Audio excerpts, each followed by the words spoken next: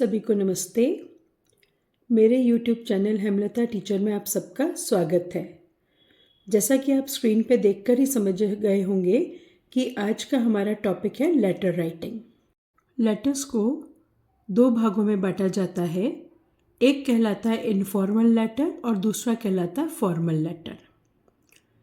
Informal letter वो रहता है जो हम हमारे परिवार के सदस्यों को, मित्रों को लिखते हैं, और फॉर्मल लेटर वो होता है जो हम ऑफिशियली लिखते हैं या किसी पद पर पदस्थ व्यक्ति को लिखते हैं।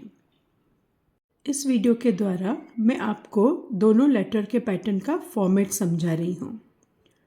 आप देखिए, जब से कंप्यूटर का प्रयोग अत्यधिक होने लगा है तब से लेटर जो है वो उल्टे हाथ पर यानी लेफ्ट अलाइंड लिखा जाता है। हम जो भी पढ़ते हैं उसको थोड़ा सरल बनाने के लिए यदि हम उसके बिंदु याद रख लें, बिंदु की संख्या याद रख लें, तो काम सरल हो जाता है। उदाहरण के लिए जैसे आप यहाँ पर देख रहे हैं फॉर्मेट ऑफ इनफॉर्मल लेटर, और उसका पावर लिखा है मैंने 5, यानी इसमें 5 बिंदु ध्यान रखने हैं। पहला जो है सेंडर्स एड्रेस यानी भेजने वाले का पता, डेट दिनांक, सैल्यूटेशन जो हम अभिवादन करते हैं, dear, dear friend, respected, respected father. फिर body of the letter, 4th बिंदु रहता है जिसमें हम पूरा लेटर लिखते हैं, और आखिरी में फिर से उल्टे हाथ पर राइटर्स नेम यानी लिखने वाले का हम नाम लिखते हैं। तो आप देखिए, आपकी सरलता के लिए मैंने हिंदी में भी लिख दिया है। सेंडर्स एड्रेस यानी जो लिखने है वाला है उसका पता, दूसरे नंबर पर है दिनांक, तीसरे पे अभिवादन, चौथे पर पूरा पत्र लिखेंगे हम। इसमें आप पैराग्राफ्स भी अलग अलग लिख सकते हैं, ज़रूरी नहीं कि एक ही लंबा पैराग्राफ लिखें। और यहाँ पर जिसने पत्र लिखा है उसका नाम।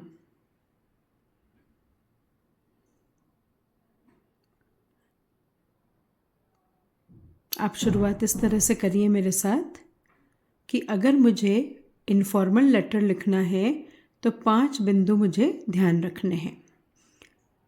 पहला सेंडर्स एड्रेस, दूसरा डेट, तीसरा सैल्यूटेशन, चौथा बॉडी ऑफ द लेटर और 5वां राइटर्स नेम। साथ ही साथ हम अब फॉर्मल लेटर का भी फॉर्मेट देखते हैं। इसमें हमें 7 बिंदु ध्यान रखने पड़ेंगे। पहला है सेंडर्स एड्रेस यानी जो लेटर लिख रहा है उसका पता, दूसरे नंबर पर आएगा दिनांक, डेट, तीसरे नंबर पर रेसिपिएंट्स नेम, डेजिग्नेशन और एड्रेस। रेसिपिएंट्स यानी प्राप्त करने वाले का, हम जिसे लिख रहे हैं उसका, प्राप्त करने वाले का नाम, उसका पद और उसका पता। ये 3 बिंदु हुए। चौथे बिंदु में आप देखिए सैल्यूटेशन यानी अभिवादन, फिर सब्जेक्ट हेडिंग, उसके बाद body of the letter 6th number पर आएगा, और 7वें नंबर पर writer signature, name and designation. जिसने पत्र लिखा है उसके हस्ताक्षर, उसका नाम और उसका पद। इस तरह से 7 बिंदु जो हैं वो हमारे फॉर्मल लेटर में आएंगे। आपकी सुविधा के लिए हिंदी में लिख दिया है मैंने। सेंडर्स एड्रेस यानी पत्र लिखने वाले का पता, डेट दिनांक, रेसिपिएंट्स नेम, डेजिग्नेशन, एड्रेस, प्राप्त करने वाले का नाम, पद व पता। फिर आता है सैल्यूटेशन अभिवादन, सब्जेक्ट विषय, बॉडी ऑफ द लेटर यानी पत्र की विषय वस्तु, और writer signature, name and designation, लिखने वाले के हस्ताक्षर, नाम और उसका पद।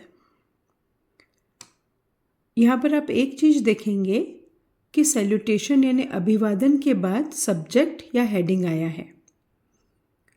जो पुराना फॉर्मेट चलता था उसमें पहले सब्जेक्ट या हेडिंग लिखा जाता था, फिर सैल्यूटेशन लिखा जाता था। और ये जो एक नया फॉर्मेट है उसमें सैल्यूटेशन के बाद जो है सब्जेक्ट लिखा जाता है। बट वर्तमान में दोनों ही चीज़ें जो है एग्ज़ाम पॉइंट ऑफ व्यू से एक्सेप्टेड रहती हैं, दोनों के मार्क्स मिलते हैं। सबसे पहले हमें क्या ध्यान रखना है कि हमें फॉर्मेट प्रॉपर रखना है। मुझे पूरा विश्वास है कि आप कॉपी पेन लेके बैठे होंगे और जो बताया जा रहा है उसे उतारते भी जा रहे होंगे। आपको हर एक वीडियो में मैं इस बात पर जोर देती हूँ कि बिना लिखे काम नहीं चलेगा, तो आप इस चीज़ की गंभीरता को समझें कि एग्ज़ाम जो है वो हमको लिखित में देनी है ना। तो इस वजह से सभी बातें जो है आप लिख लिख के प्रैक्टिस करिए। इनफॉर्मल और फॉर्मल लेटर वाले इस वीडियो में अभी मैंने केवल फॉर्मेट दिया है, फॉर्मेट समझाया है आपको दोनों तरह के जो लेटर्स हैं उनका। पहले इनफॉर्मल लेटर के लिए एप्लीकेशन शब्द जो है वो ज़्यादा प्रयोग में आता था, है ना। अब आप देखिए, हम एक उदाहरण देखते हैं। उस उदाहरण में लिखा है, you are Preeti Pawan of model school Bhopal. You read the following. अब है ना, इसको रीड पढ़े कि रेड पढ़े, मैंने रेड पढ़ा, ये भी मैं आपको बताऊंगी समय के साथ। You read the following advertisement in the newspaper about help the aged. Write a letter saying that you, along with your group of NSS students, would like to help the aged in some way. Ask for the programs and the kind of service you and your schoolmates can provide. उसके बाद ये पूरा help the aged दिया है। हमने जो format पढ़ा है उस हिसाब से ये लेटर मैंने बिंदु जो है वहाँ पे डाल रखे हैं।